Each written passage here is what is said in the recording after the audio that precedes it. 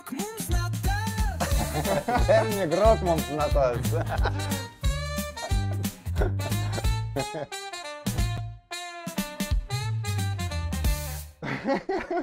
Žiauriai geras eitų. Bėdas pokalbiai apie žinių badą. Aš, aktorius facilitatorius Tomas Dapšauskas, šiandieną kalbinu savo sūnėną, Bernardą Butkų. Bernardas 20 metų jaunuolis, bet jau pasižymėjęs tarptautiniuose konkursuose, laimėjęs krūvą visokiausių apdovanojimų muzikos srityje. Aš vienu momentu orkestruose vienu metu grojau ir čia dar 12 klasiai. Tarsi noriu repetuoti kokias 2 kartus per savaitę. Ten 3 tūkstančių, ten sekėjau, aš toksai, wow, kaip tai įmanoma. Negalėjau patikėti. Pusę metrų aš ėsiu, stengiasi iš visų jėgų. Važiuoju į koncertą, man tai buvo vieną kartą, Lietuvoje čia buvau. Važiuoju, kad išmokęs programą, ten solo kūrinį, išmokęs orkestrų groti, ten už tą patį kūrinį aš laimėjau Europos čempionatą geriausios solistų apdovanojimą. Atėjau pagroti koncerte, pagrojau geriau negu per čempionatą. Labai gerai buvo ten. Ir žiūrim, kuris ant telefonė sėdi. Aš atsikėriau ir labai tikėjau važiuoti. Tai aš nenuvažiavau į koncertą ir man ten skambėjo, sako, žioplys esi. Būdavo momentų, kad, prasme, skambina 4 dirigentai kiekvieną dieną, sako, o klausyk, ten poryt koncertą. Jo, galiu. Kitą dieną vėl skambina, sako, tą dieną koncertas, gali savo pagroti? Jo, galiu. Su visais sutikdavau. Man absoliučiai visi sako, kad čia man talentas ir viskas. Man čia pradėjau nervuotis. Visą laiką reikia prasmę turėti, dėl ko siekti gerų rezultatų, dėl ko save tobulinti. Visą laiką reikia prasmės. Groju labai gražiai ir žiūriu, kažkas ten gale. Va tai, nežinau, ar gal labai blogai groju, bet apsiverkė tai. Tai nevamain, kaip sakant. Tai bet maro ramu buvo. Svarbiausia apsiverkė. Sveiki visi. Sveiki sugrįžę į Bėdas pokalbiai apie žinių badą. Aš, aktorius facilitatorius Tomas Dapšauskas, šiandieną kalbinu savo sūnėną, Bernardą Butkų. Bernardas 20 metų jaunuolis, bet jau pasižymėjęs tarptautiniuose konkursuose, laimėjęs krūvą visokiausių apdovanojimų muzikos srityje. Jis yra žymus pasaulio eufonistas, kylantis žvaigždė, šiuo metu studijuojantis Belgijoje, tai šiandieną su juo norėčiau ir pasikalbėti. Bet prieš kalbant, mes su Bernardu mėgstam gerti arbatą ir jisai sakė, kad būtinai daryk su visais ten pavostymais, aš buvau, gal tiesiog padarysiu arbatos. Štai, pavostyk arbatos tiesiai iš Kinijos atsiustos ir iš Japonijos atsiustos atsisakei, tai gersim kiniškam. Tai va, tai dabar mes, kaip ir tradiciškai, aš visų paklausiu vieną tokį klausimą prieš einant gilinį tavo tiesiog kelią, tavo požiūrius, tavo pasiekimus arba ten kažkokius iššūkius. Tai norėjau paklausti tavo, ko tu alksti. Ir turi kažkokio bado, kur atrodo vis tiek kažkas pavyksta, o kažkas galbūt nepavyksta, arba kažko vis dar norisi, dar. Na, aš manau, kaip visi turi to alkio bent kažkokio srity savo gyvenimo. Man asmeniškai visą laiką atrodo trūksta, kad žmonės mane vertintų, kas yra, nemanau, kad labai geras dalykas yra. Visą laiką man trūksta tokio iš žmonių, gal, kaip sakiau, kad vertintų mane žmonės. Palaikymo? Jo. Ar būtent šlovės garbės, kad šlovės garbės, sakyčiau, labiau. Tai... Palaikymą, aišku, yra iš visur, iš šeimos, iš draugų, iš aplinkinių, bet... Kažkaip visą laiką man trūksta tos garbės. Ir kaip jau visą laiką, kiekvienais mes geriau sekasi muzikoje, sakykim, bet kažkaip trūksta visą laiką. Aha, tai kaip tu galvoji, čia geras dalykas ar blogas dalykas? Šitą garbė, šlovė? Neįtin geras. Neįtin geras, manai, o iš kur toks susiformavo požiūris? Jeigu tu tiesiog nori to, bet jauti, kad geras, tai tu pats save stabdai kažkuria prasme? Ne. Man atrodo, kad tada negali pilnai džiaugtis gyvenime, kadangi ieškai iš kitų kažkokio, kad vertintų tave kiti, kad tave garbintų kažką, bet tada pats nebegali džiaugtis savimi, savo pasiekimais visokiais. Tarkim, patobulėjai biškai kaip žmogus kažkokioje srityje, ten, nežinau, tarkim, bėgioji. Nubėgai vieną dieną 5 km, kitą dieną atsikeliu, o 6 dabar nubėgau. Bet jeigu tau kažkas nepasako, kad, wow, šaunuolis nubėgai 6 km, kažkaip, atrodo, trūksta. Tai ar nėra toks, kad apsivagi save, kai gyveni dėl to, kad kitas tave įvertintų? Taip. Yra, jauti tą, žinai, tai suvoki protų, bet vis tiek tas troškimas, alkis, noras, kad tave vis dar įvertintų, ar ne? Visą laiką trūksta šitam. Įdomu. O ar esi pastebėjęs kažką, kas yra gavęs, pavyzdžiui, jeigu stebėjom pasaulyje žmonės, kad vat, turi tą šlovę, garbę, kurios tu norėtum, tu žinai tokių žmonių? Jo, pažįstu dabar gal labiausiai, kaip čia pasakyti, trendiną, sakykime, iš Katarsio, pažįstu Alaną Brasą, čia gitaristas jų. Tai vat, kalbėjau su juo, tai jisai sakė, kad, faina ten, prasme, kai jų pykas ten buvo Eurovizijos metu, tai ten kosmosas buvo, bet dabar baigėsi, tai sakė viskas jau. Depresija? Ne depresija, bet sako, nebeprieina žmonės, taip dažnai, sako, kažkaip užsimiršo, tai kažkaip atrodo, vat būna ten, ką aš žinau, pykas, vat tavo, ten trendiniai, kažką darai, visą laiką praeina.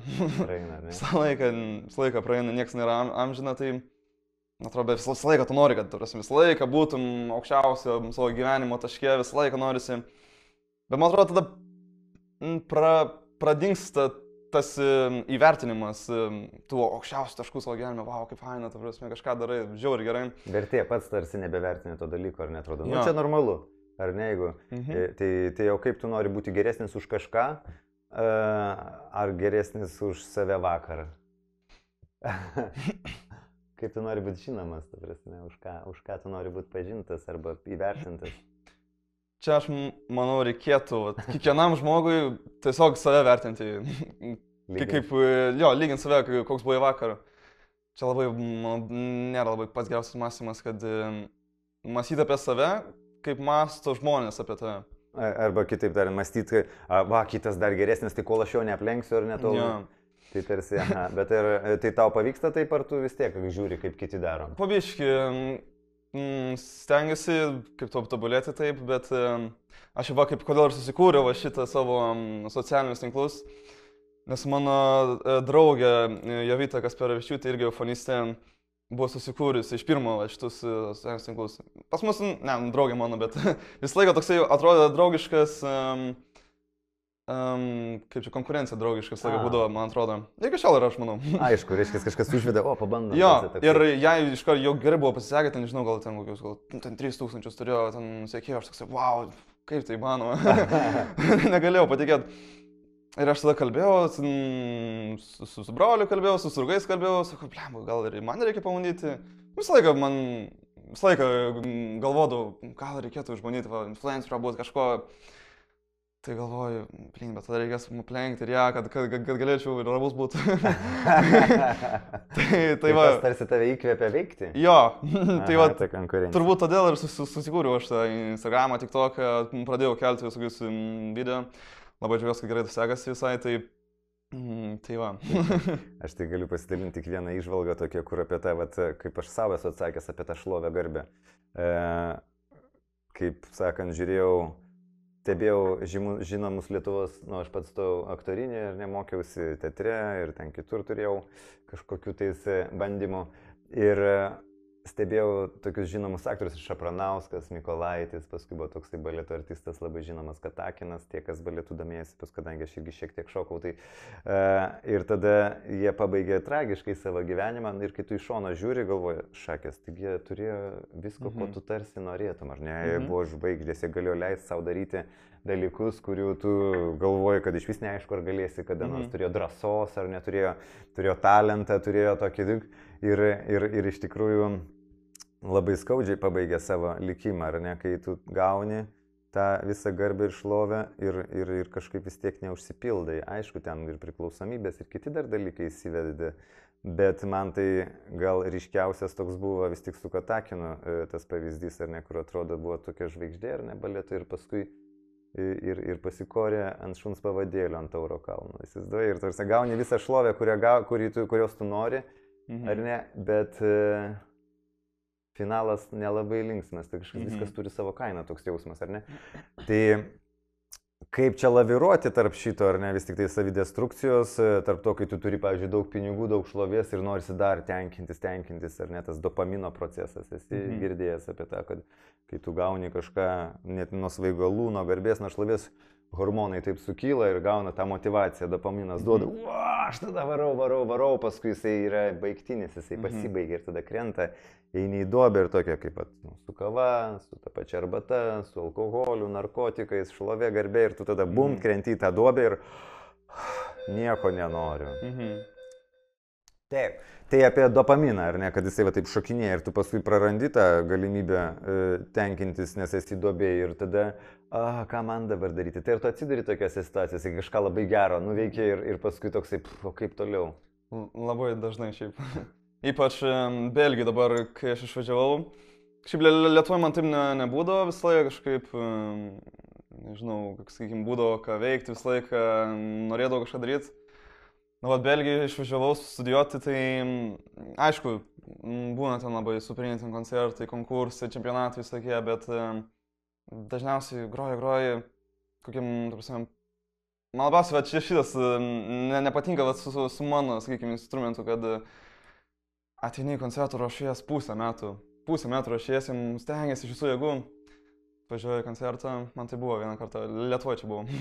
Važiuoju į koncertą, ten išmokęs programą, ten savo solo kūrinį, su solo kūrinį išmokęs orkestrų groti, ten už tą patį kūrinį aš laimėjau Europos čempionatą geriausios solistės apdovanojimą, atėjau pagroti koncertą, pagrojau geriau negu per čempionatą, nu, labai gerai buvo ten.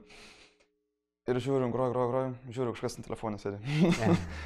Sėdi telefonė, ten kažkas kalbasi su kažkuo, niekam neįdomu, tai kažkaip labai motivacija nukrenta ir tada... Nežinau, atrodo, ar iš tikrųjų norisi šitą daryti dalyką. Dėl dopamino tai irgi, sakau, kai būnant ten čempionatai, konkursai, koncertai didesni, ruošiesi labai, visą laiką įdomu, ten, ypač jeigu kokia publika įdomi, kad įdomu jiems klausyti. Pagroji ir kad tada tuštuma. Ką tada daryti?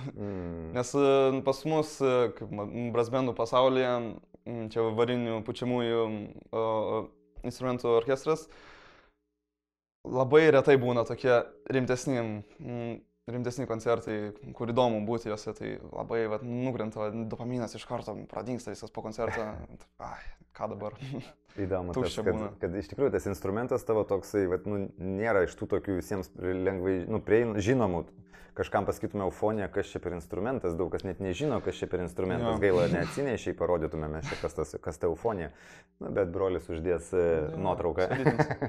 Tai eufonija, ar ne toksai neįprastas instrumentas ir iš tikrųjų kartais yra tokių nišinių menų arba nišinių, nežinau, veiklų arba kažkokių tų dalykų. Tai, pavyzdžiui, aš irgi turėjau patirtį su kažkiek metų šokau šiuolaikinį šokį. Menų spaustai ir kitur, ten keletą spektaklių atsimenu tą patį momentą, tu repetuoji, ten 2-3 mėnesius, ten dedi pastangą, iš tikrųjų nuoširdžiai galvoji, stengiasi, lauki.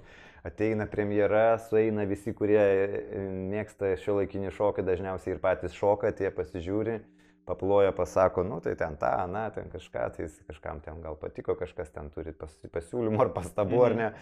Ir tu gerai galvoji, geras, dabar pagerinsiu, patobulinsiu, ką pasakė, ar ne, kitas spektaklis, kokį nors festivalį nuvažiuoji, tarsi, šį čia dar geriau gavosi, dabar turim dar vieną mintį, ką reikėtų pakeisti. Ir trečią kartą parodai ir daugiau neberodai, nes ta tokia visa publika, kuri norėjo pamatyti, jau pamatė, žinai. Ir ta visa vadyba tokia, kad tas nėra toksai pop menas, arba tai aš įtariu, kad su eufonija yra panašus momentas, ar ne, ar yra, ar susiduri su to pojūčiu, kad, bet kaip tu sakai, kažkas ateina, paurušą lėjo, dėl kažkokios kitos priežasties atėjo čia kažką groja, nieko nesuprantu prie ko čia ir skrolina, nes daug įdomiau. Jo, matai, sakyčiau, Lietuvoje dar šitą eufoniją, brasbendai nėra labai populiarūs. Tai nelabai žmonės supranta, kiek darbo reikia įdėti, kad skambėtų gerai, kad orkestras susidėrėtų, kad orkestras skambėtų gerai. Eufonija tai man gaila, kad visą laiką kažką susipažįstu su kažkuo nauju, sako, tai ką tu darai? Čia groju, sako, ko groju? Eufonija. Ko? Kas? Kas tas bėra? Parodysiu to. Maža tūba, žodžiu. Visą laiką čia. Tai, aišku, dabar populiarėja po biškį, dabar aš irgi stengiuosi, kaip galiu populiarinti. Yra žmonių, kurie irgi stengiasi. Tai malonu, kad po biškį auga. Čia šiaip gana jaunas instrumentas, sakyčiau. Tiksliai nežinau, kiek laiko egzistuoja, bet nėra kaip ten koks gitara, ten smuikas, čelė. Fleita. Fleita. Vienas seniausių instrumentų. Jo. Taip. Tai įdomu dar tas, kad eufonija, net, pavyzdžiui, neegzistuoja simfoniniam orkestrė, nėra sudėtis eufonijos. Kartais yra. Kartais vienas kitas koncertas jau kur būna. Kai kuriuose kūriniuose yra, bet šiaip tai... Minimaliai. Anksčiau šiaip galvoju su simfonijas daryti arba 3 trombonus, ar 2 trombonus ir 1 eufonija, ar 3 trombonus, tai pasirinko. 3 trombonus, pigiau, bet trombonus, daugiau trombonistų. O dabar kuo skiriasi eufonija nuo baritono?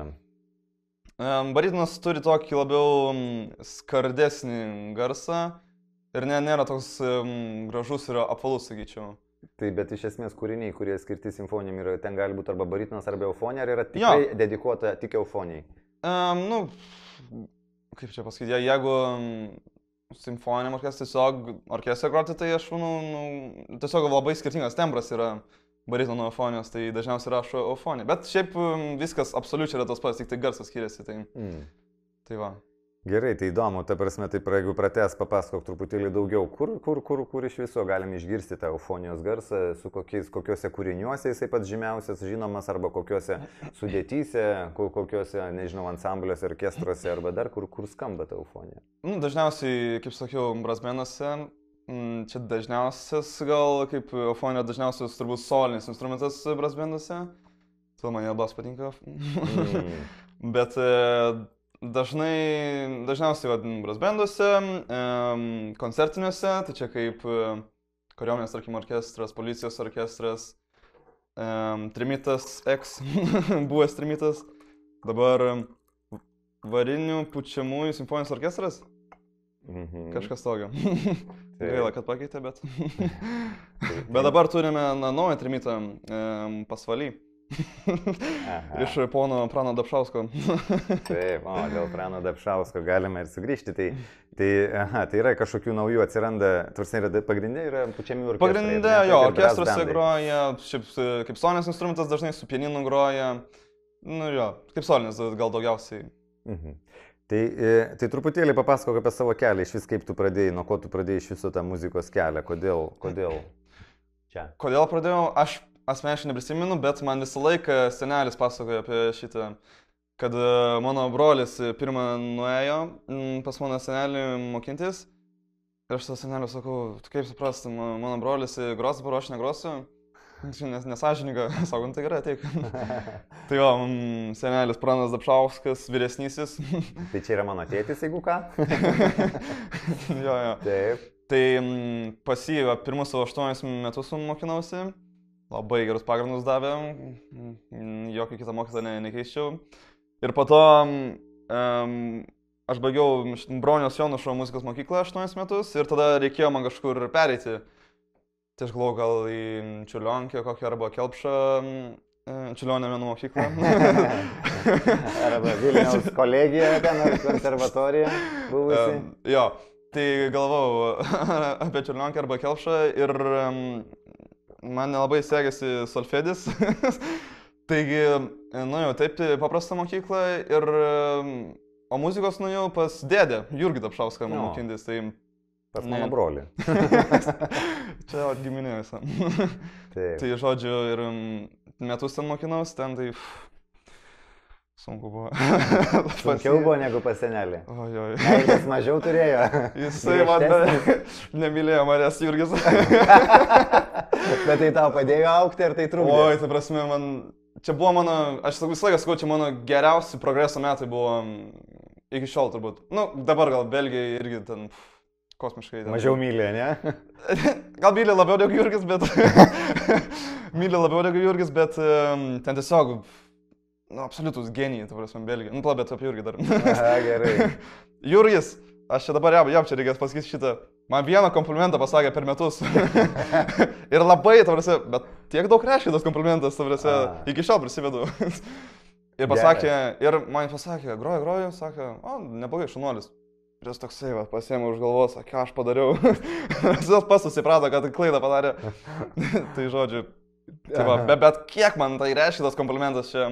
Reiškia, Kosmosas jeigu yra. skupai, tai jauti, kad jeigu mokėmėsi, pavyzdžiui, per daug gyrė arba ne už pasiekimus, ne už tikrus pasiekimus, tai tas nemotyvuoja, ar ne? Ir jeigu tu, pavyzdžiui, ilgai stengiasi ir galiausiai gauni, kad ir kokį įvertinimą, bet jauti, kad, tai gal iš tikrųjų pagaliau kažkas, ar ne? Jo, čia, man atrodo, kad kai tai blogai skambėtų, nereikia per dažnai girti žmonės. Reikia, kad užsidirbtų tą pagirimą. Dėl to ir sako, kad tas tiesiog sakyt vaikui šaunuolis nieko gero, bet už pasiekimus pasakyti, kad, kaip aš džiaugiuosi, kad tu pasistengi, ar ne, va šį kartą matau, kad tikrai tu dėjai pastangos, ar ne. Ir va tas tarsi iš tikrųjų duoda didesnį efektą, aš taip esu irgi pastebėjęs kažkiek, aišku, apie švietimą norėsis dar šiek tiek pašnekėti, bet jeigu grįžtant dar prie tavo to kelionės, kaip tu ten toliau tiesiai savo, tai su Jurgiu, žodžiu, buvo, tai su senelis davė pagrindus pradžiai ir su meilė tave vedė į priekį, ar ne, paskui gavai kontrastą, ar ne, dėdė Jurgi, kuris ten šikštėjo, ar ne, pagirimų, bet tu vis tiek nenustojai stengtis, ar ne, o kodėl tu nemėtei? Ar buvo kažkada iki Belgijos, ar ne, paskui ten turbūt į Čiurlionkę nuėjai, ar ne, į Čiurlionio menų gimnaziją, ne gimnaziją, ten menų mokykla. Tai gerai papasakok, kaip paskui buvo po Jurgio, arba... Bet tu dar sakai, kad mes senelį buvo meilės laiką, beveik visą laiką buvo, bet aš vieną kartą buvau supykęs senelio, bet jisai labiau supykęs savęs buvo. Mano tėvai buvo kažkada išvažiavę į Italiją atostogauti ir mus paliko vienus. Ir buvo koncertas man su Broniaus Jodušo muzikos mokyklos orkestru. Aš atsikėriau ir labai tikėjau važiuoti. Tai aš nenuvažiavau tiesiog į koncertą. Ir man ten skambinėjo... Kiek tau metų buvo? Gal 12. Man skambinėjo dirigentas, sako, aš nepakėliau, nes man nenoriu kelt. Ir man tada senelis skambina. Ir man tada reikia, sako, atvažiuok pas mane, dabar pamoka bus. Gerai. Tai aš važiuojam. Ir man nuvažiavau iki stoties, kad neturėjau mašynas, 12. Ir važiavau iki stoties ir ten visiškai ten konkrečiai kamščiai žiaurus, ta prasme, ir negaliu pravažiuoti, aš skambinu, sakau, negaliu atvažiuoti, ta prasme, bet čia rimtai, čia ne vairis buvo, rimtai, ten užkišta kažkokia avarija, kažkas. Labą monį nuvylę. Sako, žioplis esi. Kaip aš supykęs buvau, ir pradėjau verkti ant autobuse. Žiauru buvo, bet va. Bet apartuotojai. Tai toks tarsi nuvertinimą patyrė ir nuo to toliau. Nu, bet aš užsidirbau to nuvertinimo. Jautėsi, kad nebereikalas. Jo, viskas gerai. Užsidirbau tą. O tai va, pas Jurgį, kodėl man labai patiko pas Jurgį, kodėl tu stengiasi toliau. Nes man Jurgis nuo vaikystės, mes visą laiką su juo dirbdom ant grojimo, ant kvėpavimo, ant garso, kaip tobulėti kaip muzikantui. Ir man visą laiką atrodydavom, kaip pas jį mokinamės, kad reikia jam įrodyti. Tai visą laiką, turbūt vienas geriausias mokytojų, kokį esu gyvenime turėjęs. Nes visą laiką norisi jam įrodyti, kad galiu iš tikrųjų, žinai, sako, tu tą netaip darai, tą kitaip padaryk, tą, bla bla bla. Visą laiką norisi įrodyti, kad galiu aš padaryti. Jis ir mums motivuoja ir kai ta motivacija padaro, aišku, komplimentų gal daugiau norės, bet tu nors sakau, ir tada kiek daug reiškia tas komplimentas, kad netyčia pasakytas. Labai, iki šiol prisimenu, kiek jau 5 metai praėjo, 6 metai praėjo, iki šiol prisimenu. Ir ką po to, po Jurgio keliavai į menų šitą mokyklą? Čiurlionkę variau.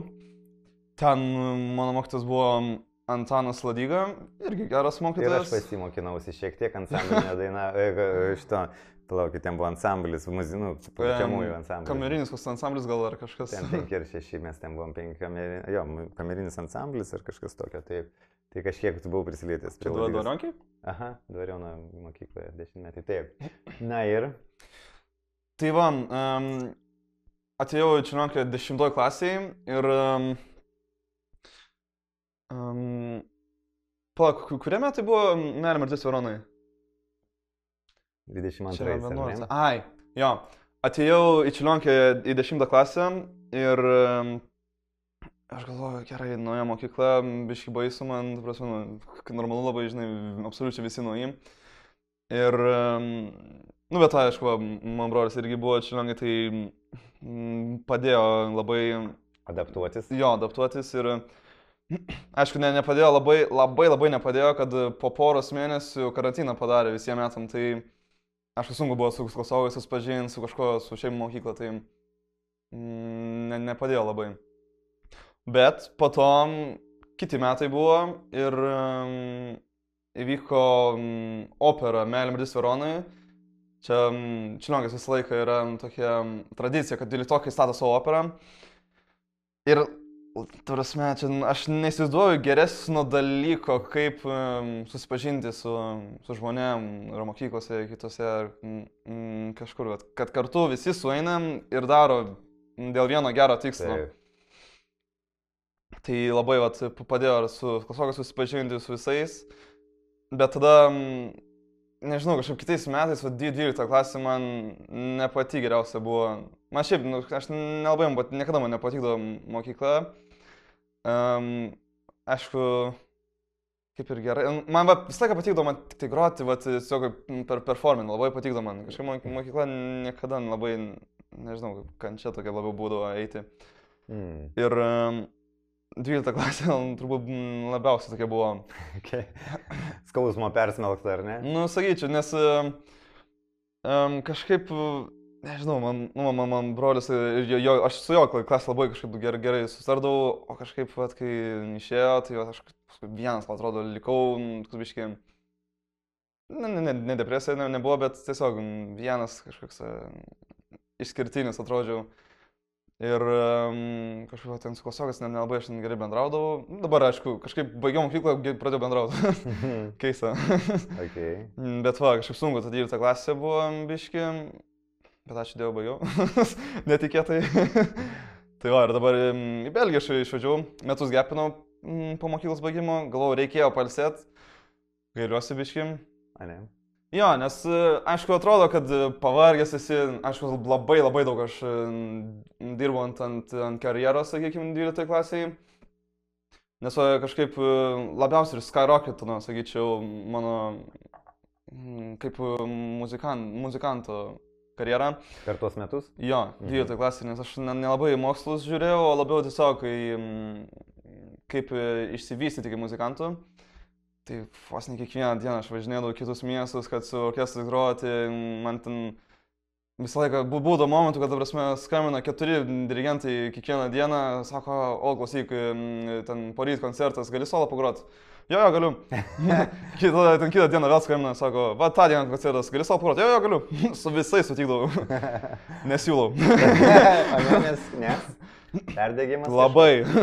Nes aš vienu momentu 6 orkestruose vienu metu grojau ir čia dar 12 klasėje. Tai žinai, o visi nori repetuoti kokias 2 kartus per savaitę.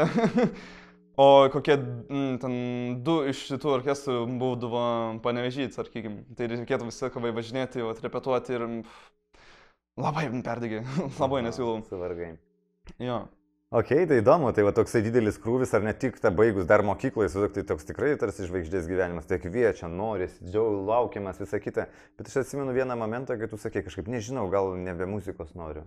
Kaip čia buvo? Buvo iš tikrųjų toks momentas, kai nebenorėjai, čia to perdegimo paseka, ar čia kažkas kitas? Visą laiką man šitas. Iki šiol. Iki dabar. Nu čia, jo, gal perdegimas tas biški, bet, kaip sakiau, tokie koncertai, kur nemotyvuoja, telefonas sėdė, aš ten solo, stengiuosi, labai, nebūtinai, kad ten labai gerai pagroti, bet stengiuosi vis tiek programą ruošia. Labai demotyvuoja šitas dalykas, kai stengiuosi ir, kaip sakiau, kad nevertina tavęs. Tai jau man todėl visą laiką to trūksta. O iš ko tu supratai, kad tavęs nevertina beje? Tik tai, kad pamatei, kad vienas žiūrovas skrolina? Ne, čia visą laiką toks yra dalykas, kad ateini, sakau, ruošiesi labai ir ateini į koncertą 10 žmonių kokių. Ant scenos daugiau žmonių sėdė negu žiūrovų. Šis labai demotyvuoja. Iš tikrųjų, kai nėra auditorijos.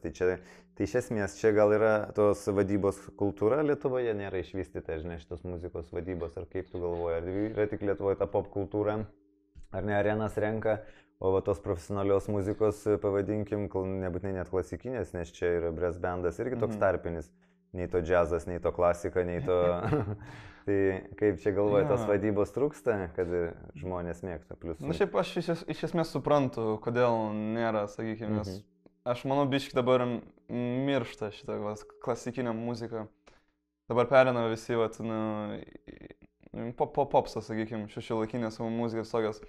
Nes kada paskutinį kartą matė, kad sold out arena klasikinės muzikos. Dabar po 300 eurų buvo Asmik Grigorian koncertą ir nupirko per porą dienų visus bilietus. O iš Lietuvos kažką. Bet Lietuvoje, čia buvo Lietuvoje buvo opera. Nu jo, bet... Tai, aš operos ir baleto teatre turiu keletą spektaklių irgi visą laiką sold out tai beveik. Jo, bet konkrečiai, kad, sakykime, orkestras, kad vien tik groja. Orkestras, tai čia pasirodymas, teatras, čia aš irgi eičiau, man įdomiau.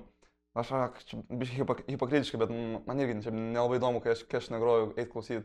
Nebent, ten, aišku, labai aš domiuosi brassbandais, tai jeigu koks nors supernys atvažiuoja, tai būtinai eisiu, bet aš suprantu šiaip. Supranti, kodėl taip yra, ne? Tai ką galim būtų su tuo padaryti? Tai dar truputėlį gal praplėsk šitą, labai įdomu šitą temą, bet kas to padaryti, sugrįžkime, jeigu aš užmirščiau primink, bet principė, kaip tu išėjai iš to, ar neišėjai dar iš to, kad mesti, nemesti muziką ir ką tu vietoj to darytum? Jeigu netyčia sumastytum mesti, arba tuo metu, kai tu jau realiai mąstai kažką, gal man eiti ten kažkur, tai kitur, kur tu žadėjai eiti? Man čia labiausiai norėjau mesti turbūt gal 12 klasiai, nes man visą laiką atrodydavo toksai kaip pressure ant manęs, kad turiu būti virš visų, ten visą laiką turiu būti geresnis. Kas čia tave taip prešino, kas tave taip spaudė čia? Nežinau, gal čia aš save labiau taip, tiesiog noriu. Man niekada negaliu aš mėgautis, tarkim, tą pačią muziką, jeigu žinau, kad aš nesu kaip geriausias variantas savo, arba tiesiog geriausias iš visų. Pasaulyje, arba Lietuvoje, ar ne? Na, aš čia, sakau, nėra labai geras mąstymas, bet pas mane toks yra. Tai buvo momentas, kai buvo toksai, sakykime, turas biški koncertų su klase Ladygos. Ir 4 gal koncertai buvo ir pirmi 3, ta prasme, turbūt labiau nesu gyvenime grojęs. Nežinau, kas man ten buvo, bet visą laiką blogai, ten pirmas suės tragiškai, antras blogai, trečias dar blogiau, visą laiką blogai. Skambinu Jurgis, viskas. Nebegrosiu, aš negaliu, viskas man, nebeišeina. Tai su Jurgiu biškai pakalbėjau, pamotivavo biškai ir 4 koncertas, geriau gyvenimas, turbūt nesu pagrojęs. Iki šiol ar iki tol? Iki tol. Okay. Tikrai labai patenkinęs buvau ir čia man didžiausias šokas buvo, nes man niekada taip gyvenime nėra buvę, kad nuvažiavom tiesiog muzikos mokyklą pagroti. Niekam nerūpi ten. Ten tiesiog mokinius suveda į koncertų salę, kad paklausyti, niekam nerūpi. Aš žinau šitą, nes man pačiam nerūpėjo. Tai suveda ir aš pagroju, tada dar neįtin, sakykime, žinojo mane taip muzikos pasaulyje, tai pagrojau, labai gerai, baigiau groti ir ploja, ar atsistojo žmonės, ploja. Aš niekada nesitikėjau, nes ir mokiniai patys pradėjo stotis, čia didžiausias man šokas buvo, kaip taip realiai, įmanoma tokie dalykai. Tai žodžiu kažką, ar ne? Jo, ir po tokių dalykų labai kyla motivacija, viskas, ta prasme, kyla. Ir čia įdomus dalykas, sako, sėkmė gimdo sėkmę, čia man patiko, klausiau vieno psichologo ten tokį aiškinimą Biblijos, ar ne, kad jisai sako, iš tam, kuriam duota, bus dar daugiau duoto, tas, kuris nieko neturi, iš to ir tai bus atimta Biblijoje, kai Jėzus sako, ar ne, tai jeigu kas čia per bairis, tai sako, va tas sėkmė lydi sėkmė, iš esmės čia tas yra. Kai tu kažką patiri, kad tau pavyko, tu dar daugiau turi jėgų, galimybių, tave dar labiau kviečia ir atvirkščiai, jeigu tau kažkas nepasisekė, tai tu net ir tai, ką jau mokėjai, pradedi dvejoti, ar tu gerai mokė, ar ne, ir kaip tu sakėjai, 3 koncertus sugroji ir sakai, gal aš mesiu, ar ne. Ir ačiū Dievui, kad 4 koncerte pukštas įstojo ir jie ploja. Ir tada tu, gal aš vis tik tai galiu, ar ne? Tai va šitą, ar tu randi kartais pats save, kaip motyvuoti, arba kaip tu galvoji. Ar save, arba va, kaip skambina Jurgiui mokytojui, ar reikia kažkokiu žmogui palaikymo, arba kitaip tariant, ar turi muzikantai kažkokio palaikymo, nes dažnai girdžiu, ar ne, kad muzikantai iš tikrųjų labai daug dirba ir kartais labai mažai būna įvertinti, nes ypač kai groju orkestrė, ar ne, aš ten ir su kvartetais ten turiu programų kažkokių, kur vaidina ten muzika mažom ausytėm ir kiti koncertai, kur bendrauju su muzikantais ir jaučiu, kad kai kuriems muzikantams apskritai būna to, labai daug darbo reikia įdėti ir palyginus mažai vertinimo. Kai kuriems tai tinka, kai kurie taip intravertai kaip tik mėgsta tiesiog groti muziką ir, ačiū Dievui, bet kaip tau sakai, kad ne. Tai kai tai su tais sunkumais susiduri, ar reikia kažkokio palaikymo ir kaip tu manai, kas čia galėtų būti tas palaikymas? Ar čia tiesiog paskambinti buvusiam mokytojui, esamam mokytojui, draugui, pažįstamam, ar reikia kažkokio psichologo, gal kažkokios profesionalios pagalbos? Čia įdomi tema, aš kalbėjau su poro klasiokų iš Čiurlionkės. Aš jums sakiau, kad man reikia, kad plojimais mane įvertintų. Nes jeigu... Aš kalbėjau apie šitą, kad plojimais vertintų ir kad žiūrovų visą laiką palaikymas būtų. O man sakė, kad jiem, tarkim, užtenka tiesiog kuo geriau pagroti ir viskas. Bet aš nelabai suprantu šitą dalyką. Nes jeigu tiesiog pagroji gerai, tai čia tiesiog repeticija yra. Čia žiūrovai padaro koncertą. Jeigu tiesiog savo pagroji, tai čia parepetuoji ir viskas. Pritariu, aš irgi, jeigu vedu mokymus ar dar kažkaip, jeigu aš matau, kad ateina per mažai žmonių, man irgi būna labai sunku. Iš tikrųjų, atrodo, kad tarsi gali eiti giliau į asmeninį santykį, bet kai man ten, jeigu, skirtingose, kartais jeigu nesusirenka ta kritinė masė kažkokia, tai ten skirtingose seminaruose gal būna skirtingai, kartais užtenka, kad būtų bent jau ten 12, 15, 16, o kai kur norisi, kad būtų bent jau 20, 30, čia aš nekalbu apie spektaklius, kur norisi, kad būtų kuo daugiau.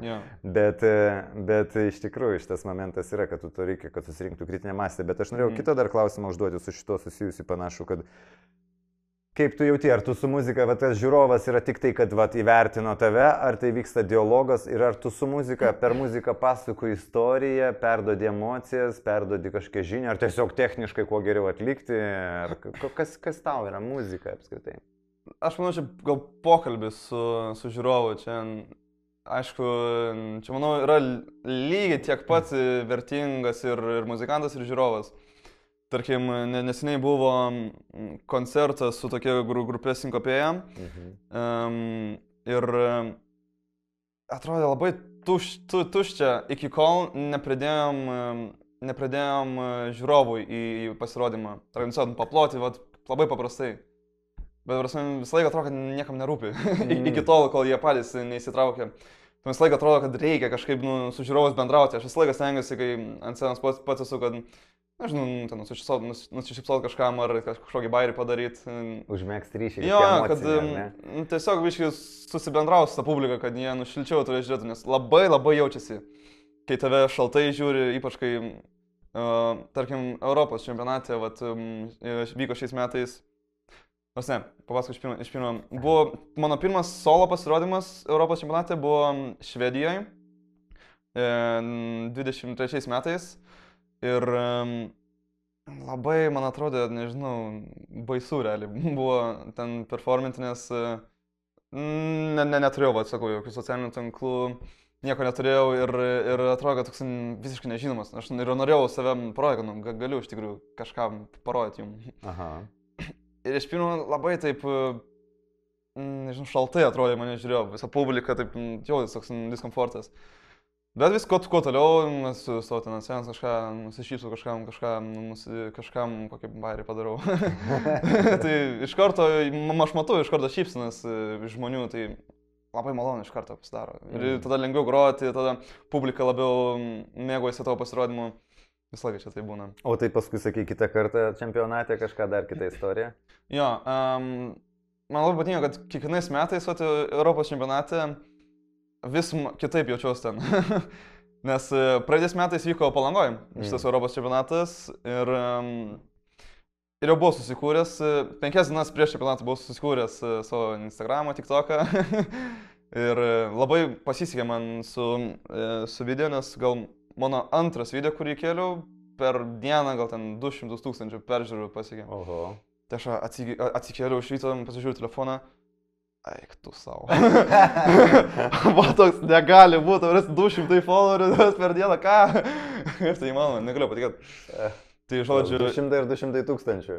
Followerių 200, o peržiūrų 200 tūkstančių. Tai kaip tai įmanoma? Negalėjau patikėti. Ir, sakau, po 5 dienų vyko Europos čempionatas, tai tada jau gal 1000 gal turėjau sekėjų, tai man labai čia...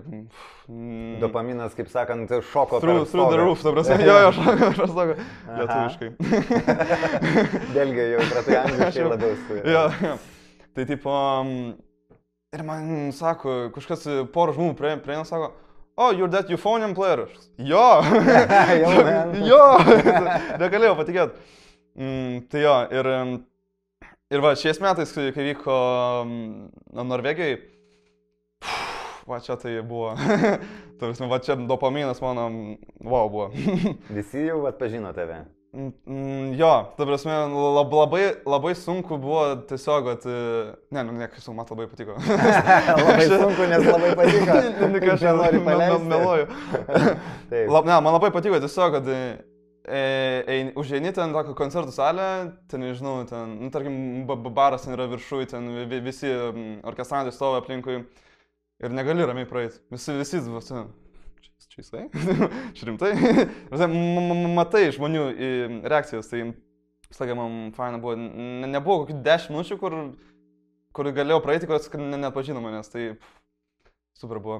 Ir buvo pasirodymas, paskutinė, man atrodo, diena buvo šito čempionato, nes ten vyksta gal kokias 5, gal 4 dienas. Tai ir paskutinė diena vyko, čia buvo jaunimo pasirodymai visi. Ir aš kokias 5 minutės prieš pasirodymą biškį jaudinaus, tai norėjau nubėgti iki baro įspilt vandens atsigert. Ir žiūrėjau, 3 orkestrai stovi, jaunimo orkestrai. Ir aš einu, ir visi 3 orkestrai. Visi, kiekvienas žmogus, ta prasme. Dažnai, nuskanavo tave, periferinių matymų. Dažnai, jaunimas, tai labiau šansas, kad žiūrės, tai ir negalėjau patikėti. Visi žiūrė, kaip aš tą vadį pilų, vadėjau, kaip iškai buvo. Pilų vadį ir visi tokie. Vandenį pilą. Pažiūrėk, negali būti. Ir, aš kalbu, ne, labai malonus, visi sako, o, good luck. Tai va, labai malonu, aš kad paprašė nuotraukų, tai čia man nematyti dalykai visiškai. Nuotraukų prašytų. Kelią toliau judės, verčia, ar ne? Jo, bet va, tarkim, baigęs šitas čempionatas, noriu dabar ką daryti.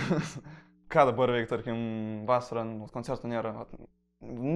Matai, nėra motivacijos visiškai tobulėti, sakyčiau dabar. Nes, kam, jeigu savo, prasme... Jeigu lengvai gali pasiekti, ar ne? Tai dėl to, aš klausimas yra irgi tas lengvumo jausmas, ar ne? Dėl ko, skaitu, ateini, groji, ten dėdi visą širdį ir staiga kažkas skrolina ir kartais nejauti, kad sunku konkuruoti su šituo, kaip sakant, besikeičiančiais vaizdais. Ir ar turi minčių, ką galim padaryti, kad tie brass bandai galėtų tapti kažkokie tais patrauklesni, jeigu pats sakai, kad negali. Pačiam eiti atrodytų nesąmonė, nes nėra ten tiek įdomu. Ir aš gal užvesiu iš karto ant kelio, ar nešovė tokia mintis, bet neatsimenu, Canadian Brass ar koks, kur jie vaidina ten. Kaip vadinasi tas brass? Manoza Brass. Manoza Brass. Tai vat, kur jie vaidina ir ten visokius daro triukus ir grinai teatras su muzika toks įjungtas. Tai sakai, tu bandai kartais intuityviai arba kažkaip bandai užmėgsti tą ryšį su žiūrovu, ar nešovė į galvą kažką pradėti kurti, kviesti, pavyzdžiui, tokį režisierių Tomą Dabšauską, kad padėtų jums. Esame mes darę, beje, atsimeni. Su J.D. Brass, sakai, darėm. Bet mes ten per tuos, kaip sakyt, šeimų vakarėlius, kur ten būdavo giminių suvažiavimai, mes kartais darydavom, ten broliai grodavo, aš ten diriguodavau, kažką padėsodavau, su judėsiu su šokiu, tokiu greitai sumesdavom per porą dienų ir pasveikindavom ten ką nors, nežinau, ten mamą, tėtį, senelį, ten dar kažką. Tai klausimas yra, ar tau nešovė minčių, kaip padaryti, ką galim būtų padaryti, kad būtų vis tik tai įdomiau žiūrovui atėjus klausyti tą muziką? Man tai visą laiką trūksta tokio gal šiltumo iš pačio orkestro. Tarkim, yra dabar orkestras Brass LT, čia Akademijos brass bandas. Ir visą laiką ten ruošime superinę programą, ten labai sunkus kūriniai. Bet visą laiką man atrodo, kad ateina žmonės, pagroja ir išeina nuo scenos, labai nuobodžiai. Man kaip iš žiūrovo pusės, tai aš, nežinau, neįčiau žiūrėti, man neįdomu. Ir man visą laiką trūksta aš visą laiką stengiuosi, kaip ir mano brolis, man visą laiką stengiuosi, ta prasme, pažiūri į publiką, va, kažkas iš pažįstamų ateina, va, pamojuoja kažką, tiesiog iš karto jaučiasi, kad gerai jautiesi ant scenos ir žiūrovai, labai jaučia žiūrovai tą. Ir aš visą laiką manau, kad, sakau, trūksta šito šiltumo iš pačio orkestro. Aišku, ir kokius spektaklį galima padaryti, bet tada pradingsta gal tas menas grojimas, sakyčiau, labiau. Aišku, mano Zabarastai čia pasaka, kaip ten groja tobulai, vaidina tobulai, labai įdomu jas žiūrėti. Bet ar nors orkestrą biškai sunkiau? Žinai, tai visą orkestrą nesuvaidinsi. Tai. O geras, tai gerai. Tada pereikim prie švietimo. Jeigu tu sakai, kad va, yra, iš tikrųjų tas momentas, kad atsisėdo orkestrė, ten, nežinau, muzikantas ir iš tikrųjų sėdi ir jisai kaip ir išnyksta, ar ne, lieka tik muzika. Iš vienos pusės tai, kaip Schopenhaueris ir Nyčė sakė, muzika yra aukščiausia meno forma, ar ne, kad daugiausiai vaizduotę sujungia, gali užsimerkęs klausyti ir ten pasinerti, gyva muzika dar, ar ne, tai visą laiką tas. Bet aš galvoju, kad kažko reikėtų kitaip švietimo sistemoje organizuoti, kad kažkokiu dar kompetencijų arba kažkokių įgūdžių suteikti muzikantui per to, kad jisai turi taip gerai išzulinti savo tą instrumentą, savo ten techniką, savo ten kažkokį muzikinį pajautimą, savo kažkokį interpretaciją ir dar kitus dalykus. Ką dar be šito, kokių dar kompetencijų reikėtų muzikantui? Šiaip man šitą galvojau dalyką, kaip patobulėtų labiau žmonės. Aha. Labai reikia mokytojui ir mokiniui reikia užmėgsti draugišką ryšį visą laiką. Čia toks pavyzdys, kaip mano dabartinis mokytojas Belgijai, klasiai mokytojas, negaliu, aišku, juokavomės, bet mokytas man jis yra. Bet kai baigęs mokai iš karto, sako, gal varom kažkokį restoraną pavalgyti kartu kažką. Sako, buvau pasijom porą kartų namie, tiesiog, sako, aš padarysiu valgyti. Sako, pasikalbėti, draugiškai labai. Nes jau jaučiam, kad draugas iš karto labiau respektas kyla mokytojui, iš karto geriau jauties ir... Priimtas labiau, vertingas tą pradėjai. Jo, labai jaučiasi, kad tada vertina tave ir ne tik, kad tu esi mokinys, kad tu gerai groji. Arba atneši krepšelį. Va.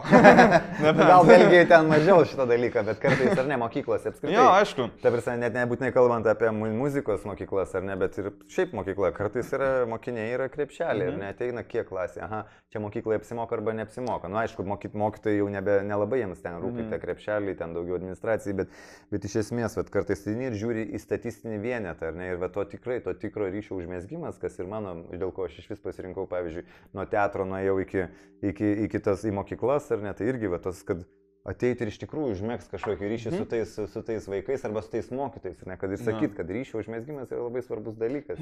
Man čia Lietuvoje visą laiką atrodo tokia problema yra. Aš čia pavyzdį pasakysiu, nesakysiu kas, bet kalbėjau su pažįstamu ir man sako, kad nesuprantu, čia, ta prasme, mokytojas turi būti kaip pavyzdys, čia mokinys turi respektinti mokytoją, čia kaip idol turi būti. Aš pagalvoju, jeigu jisai mano mokytojas būtų, aš nebūtų mano idol, toli gražu, sako, idol yra žmogus, kurio norėtum tu būti. Nenorėčiau aš jau būti, ta prasme. Čia ir visą laiką man trūksta iš visų mokytojų, visą laiką, dabar neseniai buvau tokiam į orkestrą nuvažiavęs padėti jam pagrot. Ir ten buvo būgnų mokytojas. Ir visą laiką, tik tai ką aš jau girdžiu, tai tiesiog knysa protą savo mokinėm. Ta prasme, kur čia tas bendravimas yra, kur čia tas draugiškumas, aš nesuprantu. Tu ne taip darai, čia tą daryk. Kas čia per mokytas, man čia, visiškai norėčiau aš pastokį mokintis. Ir man visą laiką trūksta, man atrodo, aišku, dabar su kiekvienais metais vis gerėja vaizdas, tikrai Čiurlionkėj taip pat čia labai daug gerų mokytojų yra. Bet atsiranda tokių, gal sakyčiau, čia iš sovietinių laikų tokių labiau, per daug griežtų, kur nereikia tiesiog. Taip, tai ten yra skirtingas ar ne pedagogikos stiliai, ar ne vienas kaip mokytojas yra tiesiog kaip pavyzdys, tu turi nukopijuoti ir jis turi būti savo srity kažkoks geriausias, ar ne, ir kartais būdavo, kad labai gerą paima, ten nežinau, bet ką paimsi, bet kokios srities specialistą, ten dailininką, ar muzikantą, režisierių, ar ten aktorių, ar ten netgi kokį nors fiziką, ar dar ką ir kad ateina ir jisai iš tikrųjų negeba tos pedagogikos, pagauti to vaiko širdies, paimti tą vaiko širdį, kad jisai tikrai norėtų, ar ne, tai kitas yra tas humanistinis priėjimas, ar ne, kur aš vadau, kaip tu jautiesi, labiau galvoju. Ir iš to mes gyryšė, arba ir visokių kitokių, arba, pavyzdžiui, kokie tai, arba lavinu kūrybiškumą, ar ne iš to, o tai ką tu iš to, vat, kaip tu matai kokią viziją, kas iš to, ką pasaulyje mes galėtum duoti geresnę. Visokių tokių koncepcijų yra. Tai vat įdomu, sakai, ar ne, kad pagrindinis būtų ryšio užmesgymas, ar ne? Ir, labai įdomu. Iš tikrųjų, aš pritariu šitam reikalui ir beje tas ilgas tyrimas, kur buvo 85 metų laimės ir ilgamžiškumo tyrimas. Tai vat ir su Darium Ražausku, kai kalbėjom, irgi sakė, kad iš tikrųjų esminis yra ilgamžiškumas, sveikatos ir gerų dalykų, tai va būtent bendravimas, ar ne, kad turi su kuo bendrauti, kad bendruomenė, žmonės aplinkui. Tai va ir tais, jeigu mokytas tave sugeba įkvėpti, paskatinti, pamotyvuoti, tai tada ir čia progresas daug greitesnis, ar ne? Čia ir labai geras turi būti, aš manau, sakyčiau, neskirtumas, o balansas tai tarp mokytojo ir draugo. Nes, kaip sakiau, tas pas mokytas man iš Belgijos, Tim Demesner, čia jisai, prasme, vienas geriausių althornistų pasaulyje dabar yra. Ir labai geras draugas tiesiog. Ir visą laiką manęs kažką, aišku, jisai man buvo pamokslauja, sakykime, bet kaip ir mokytas turėtų būti. Bet aš visą laiką jo klausau, nes man jisai kaip, idol ir yra jisai man. Aš norėčiau kaip jisai būti. Tai visą laiką man labai patinka tas balansas tarp mokytojo ir draugo. Čia aš manau labai sunkiai pasiekti, bet čia pagrindinis yra dalykas, balansas. Ok. Tai žiūrėk, dabar aš prisiminiau, kad aš kaip ir kiekvieną kartą su pašnekovai sukuriu tokią dainelę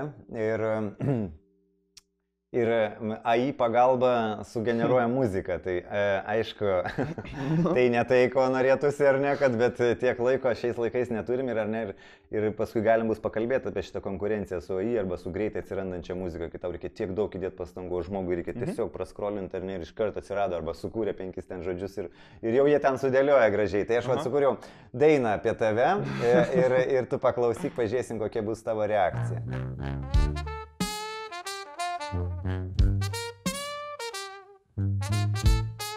Reikėjo trimitas, ne? Muzika lydi tave nuo pradžių.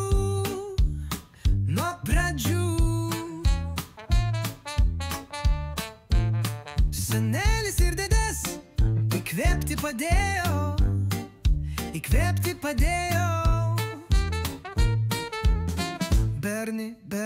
Berni, na tų istorijų tu bendrini, ar skamba tau viduj, kas scenoje grosi, kas padeda tau jaus gyvybę ir tuo dalintis su daugybė.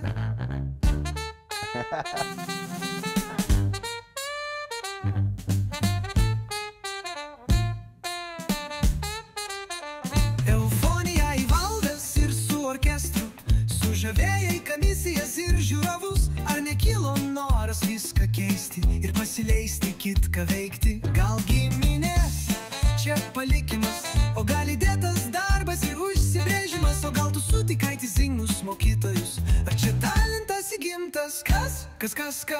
Berni, grok mums natas. Berni, grok mums natas.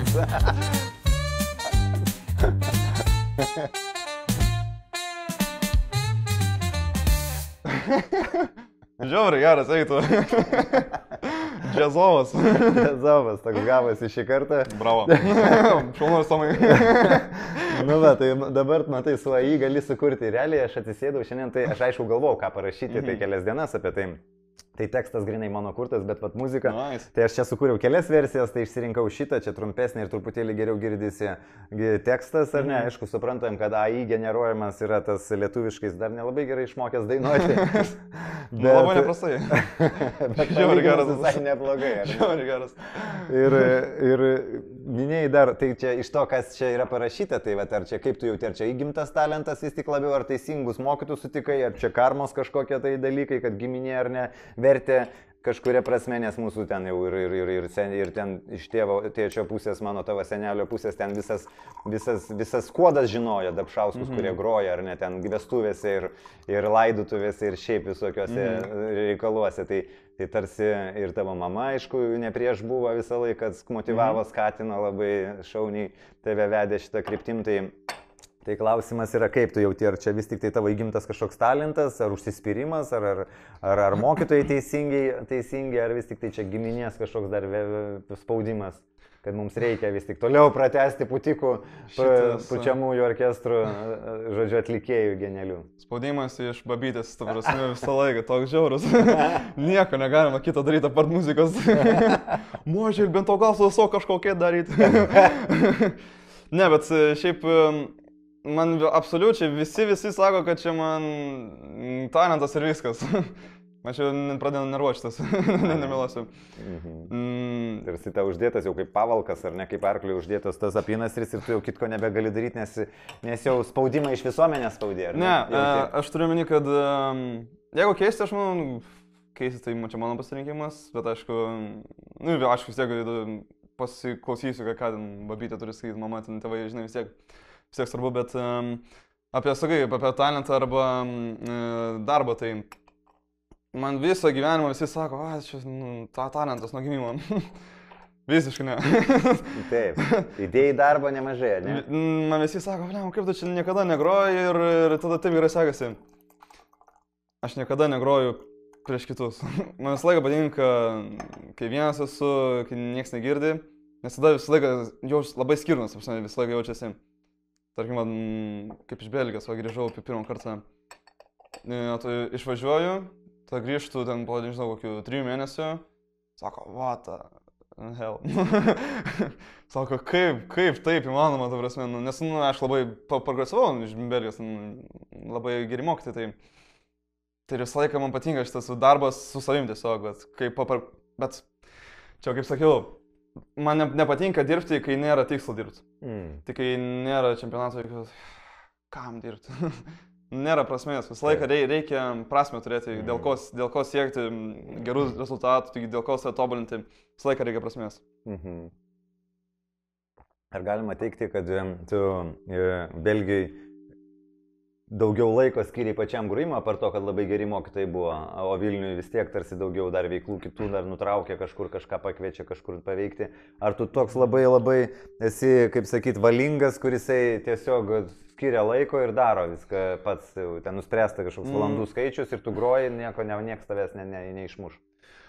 Matai, Belgijai nelabai ką veikti yra. Ką veikti, groti. Iš nuobodulio reiškia tobuliniesi.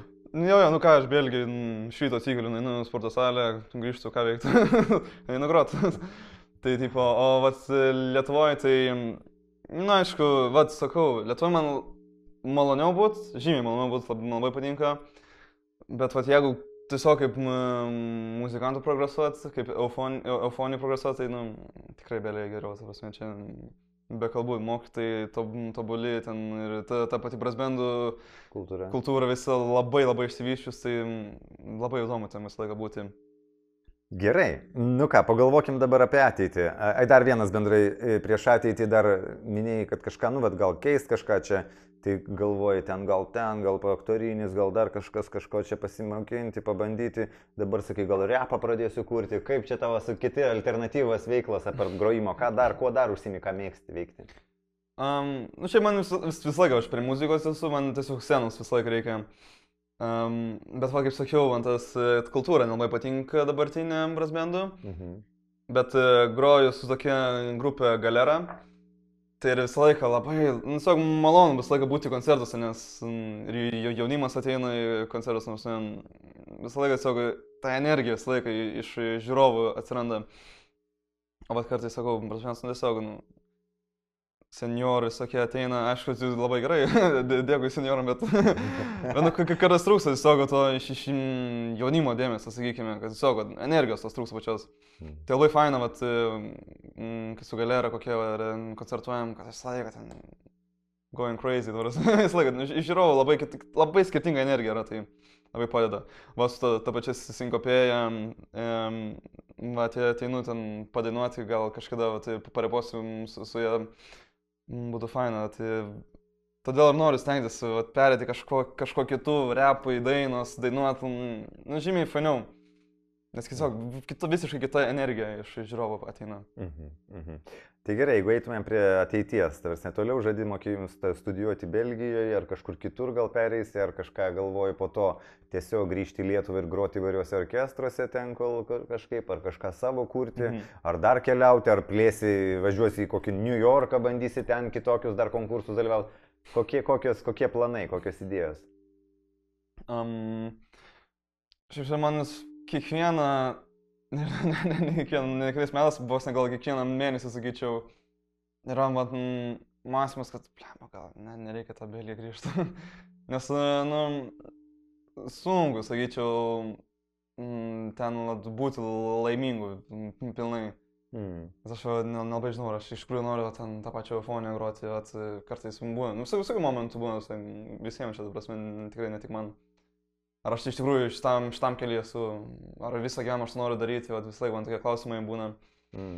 Taip biškai kartais galvoju, gal iš, nežinau, sto kažkur kitur, bet tą patį aktorinį visai faina būtų, gal kokį, nežinau, teatrą, gal šitam musicalus kokius eiti, dainuoti, irgi patiko. O kaip esu, kaip sakiau, Čiurlionio menų mokykloje, dvyliktokų yra tradicija operas daryti, irgi vadinau Doriano Grėjaus portretą, tai super ten buvo, labai patiko ten ir gauni pavaidinti, gauni padainuoti, gauni šiaip pabūti ant scenos, labai faina. Tai žiūri patiko, tai žinai, jau fonės ne visą laiką aš tokių emocijų gaunu, kaip kai gaunu pavaidinti, padainuoti. Įdomus, kad žinai, aš irgi apie tą laimę, tai sako, laimė yra toks laikinas dalykas, laikytis laimės tarsi yra nelabai perspektyvų ir ten siūlo, sako, ar negudriau, sako, vis tik tai siekti prasmės.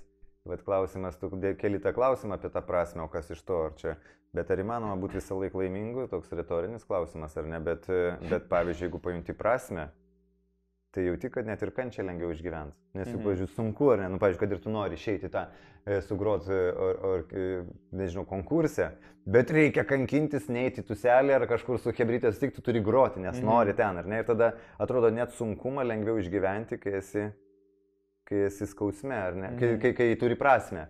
Ir atvirkščiai, jeigu tu, ta prasme, kol laimė jauti to laimingas, bet kai tikinai nesnė akimirka, kita jau nebėra jos ir tada tu, jeigu vėl tik tai į laimės kabinsis. Tai ar tau pavyko susiformuluoti savo prasmę, kas tau yra prasminga, ar ieškai prasmės, ar tu dar kol kas negalvoji apie tokius dalykus kaip prasmė, tiesiog nori džiaugsmo, laimės kažkokio trumpalaikio dalyko. Man kol kas dabar sakyčiau, prasmė yra, ko aš tikrai mėgaujuosi tiesiog ant scenos būti. Labai patinka. Kad ir kokia rolė yra ant scenos, vis tiek, faina prieš žmonės, atiduoti save, parodyti, ką sugebi. Žinau, kažkaip žiūrovam, gal palengvinti dieną, kad jau kažkaip šypseną pamatyti veiduose. Mano golas buvo, labai ilgą laiką. Tikslas, ar ne? Jo, tikslas. Tikslas labai ilgai buvo pamatyti, aš kai grojau, kažkokį lyrišką kūrinį, pamatyti, kaip kažkas verkia. Labai norėjau. Dar nepavyko? Pavyko.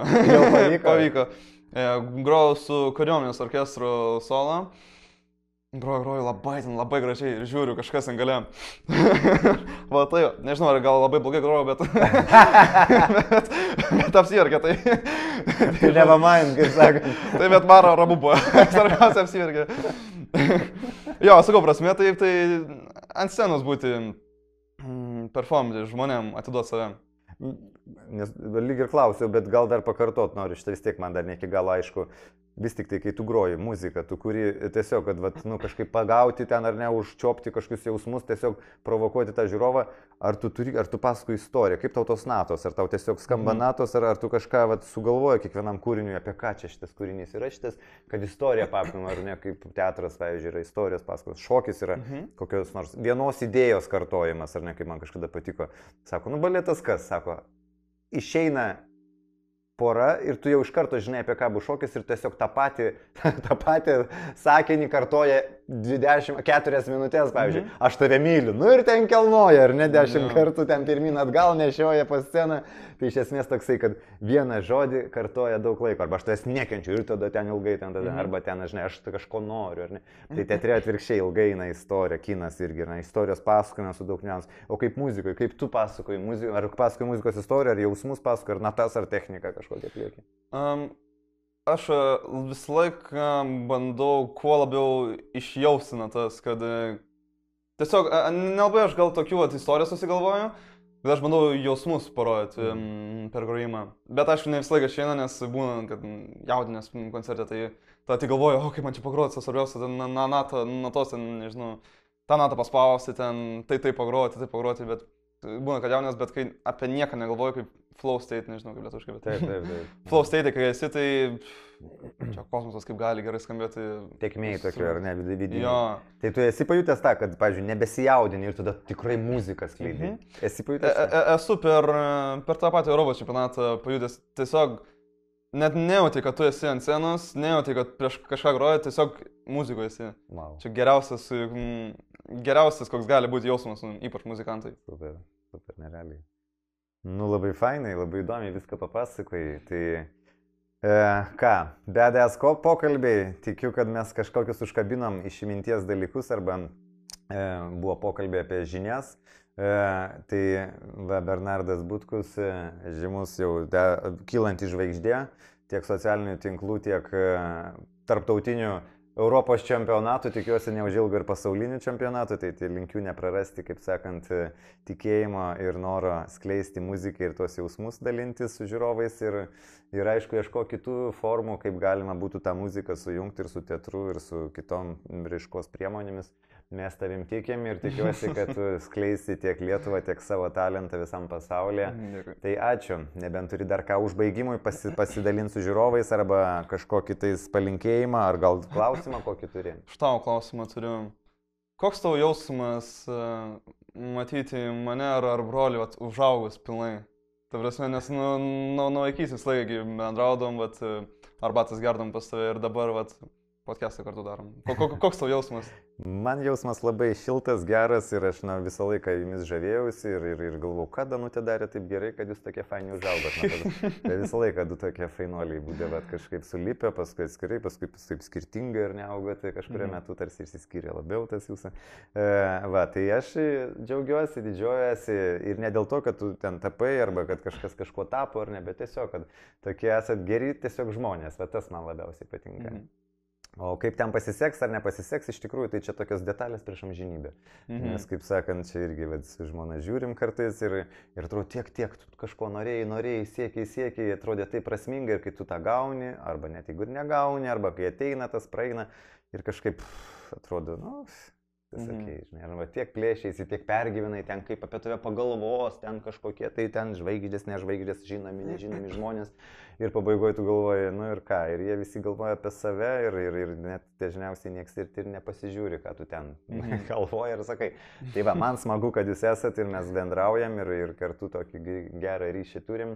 Tai tikrai jaučiuosi gerai. Nei kažkaip įsitempęs, nei kažkaip tais labai, žinai, nei pergyvenu, nes iš tikrųjų jaučiu, kad geras flow yra. Tai ačiū labai, smagu, kad mes pabuvom kartu šitam mūsų pokalbyje ir tikiu, kad žiūrovams irgi bus tikrai įdomu pasiklausyti. Super. Badass pokalbiai. Aktorius, fasilitatorius Tomas Dapšauskas ir Bernardas Butkus. Iki. Good. Neprastai visam? Labai.